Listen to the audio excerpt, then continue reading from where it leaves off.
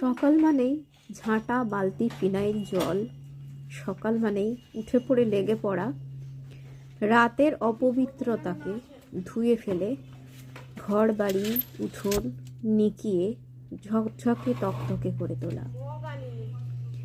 একটু রেগে যাওয়া, একটু থেমে থাকা, একটু খুনসুটি, সমস্ত কিছু মিলেই তো সংসার। আর সব কিছু মানিয়ে গুছিয়ে চলার নামে গিন্নি পর্ব। আশা করি যে যেখানে আছেন সবাই ভালো আছেন। জীবন নদী ব্লগ নিয়ে আমি চলে এসেছি, আপনাদের রিয়েল ব্লগার অরুণিমা। কেমন আছেন সকলে? ফিনাইল দিয়ে ধুতে হচ্ছিল, কারণ ঘোতনের এই সন্তানেরা পটি করে নোংরা করে রেখেছে এবং বেশ কয়েকদিন আমি পরিষ্কার করতে পারিনি সেভাবে। ছেলে ক্যামেরা ধরে রেখেছিল, আর সেই কারণেই আমার পরিষ্কার করতে সুবিধা হয়েছিল। ঘোতন তার সন্তানদের একেবারে পছন্দ করে না, চিনতেই পারে না। মানুষেরাই যখন তার নিজের সন্তানকে চিনতে নারাজ, তখন কুকুর বিড়ালের কি দোষ?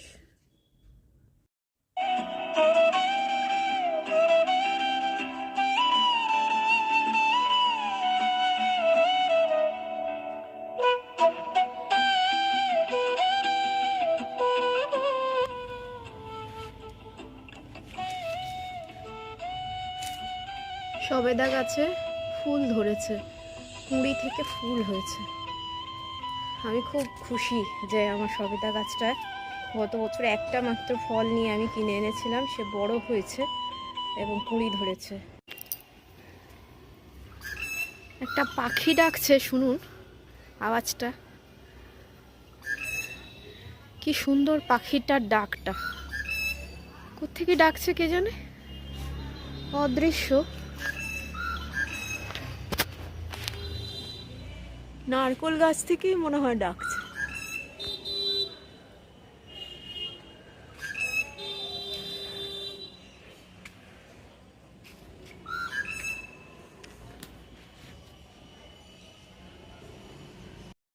ভাত ফোটার শব্দের মধ্যেও কেমন একটা সুর থাকে। মাংসের প্রস্তুতি, এখানে 1 কেজি চিকেন, আর এদিকে ভাত ফুটছে। শুরু হয়ে গেছে সকালের যাবতীয় কার্যকলাপ।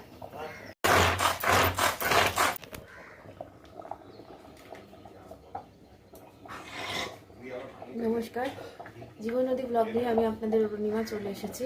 আজকে সোমবার, আমি দিনে দিন ব্লগ করি। আশা করি সবাই যে যেখানে আছেন ভালো আছেন, সুস্থ আছেন। চলুন দেখতে থাকি কাজকর্ম। সকাল মানে মশলা দিয়ে মাংসটাকে জারিয়ে নেওয়া।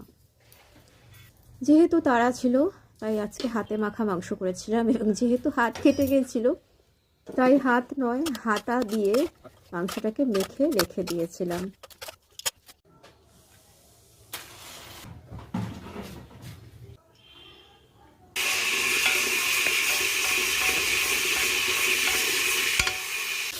ছ্যাঁকা, পোড়ানো, ছন শব্দে ফোড়ন দেওয়া, সব কিছুর মধ্যেই একটা সুর আছে, শুধু খুঁজে নিতে হয়।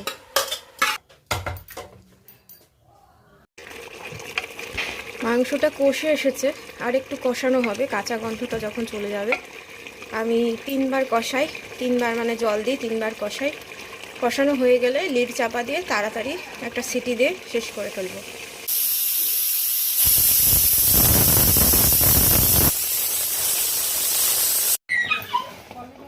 এমন ধরুন এতক্ষণ আপনারা শুনলেন হুইসেল দিল প্রেশার কুকার, ভাত ফুটছে টকবক শব্দে।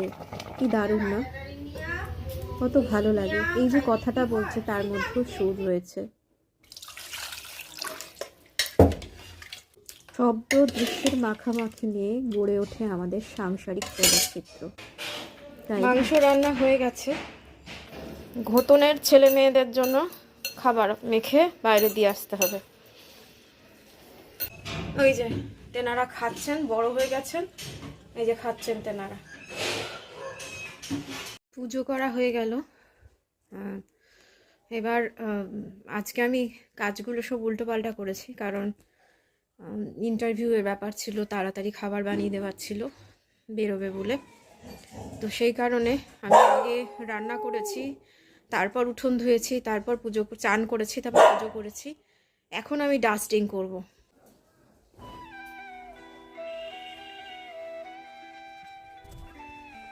সংসার মানে খানিকটা ধুলো ঘাটা, খানিকটা পরিষ্কার করা, খানিকটা নিজেকেও পরিষ্কার রাখা। আর সংসারের সব থেকে বড় কাজ হচ্ছে বিছানা গোটানো, ধুলো ঝেড়ে তকতকে করে রাখা।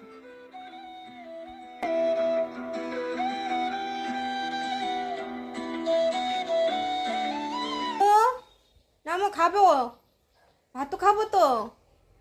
মাম্মামের সঙ্গে ভাতু খাবে না তুমি? এসো। খেতে হবে না? হ্যাঁ, ভাত খেতে হবে তো। সবাই দেখে বললো যে তোমাকে মা খাইয়ে দেয়, তুমি এত বড় বড়তলাটা হয়ে যাচ্ছ, তোমাকে মা খাইয়ে দেয়।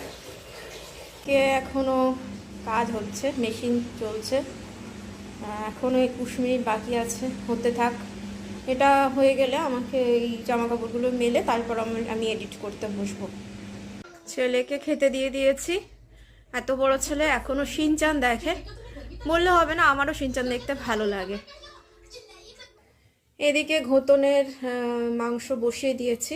ওই চিকেনের ছাট এনে সেগুলো মেটে গলা গিলা এসব কী সব বলে না, আমি ঠিক জানি না নামগুলো, সেইগুলো এনে ওগুলো একটু হলুদ, একটু ধনে জিরে গুঁড়ো দিয়ে আর সামান্য একটু নুন দিয়ে সেদ্ধ করতে হয়।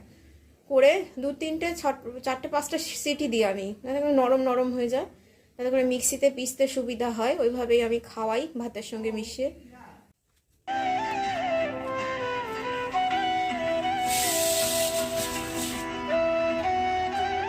নমস্কার, যে যেখানে আছেন এতক্ষণ পর্যন্ত আমার ভিডিওটি দেখেছেন তাদের সবাইকে অনেক অনেক ধন্যবাদ।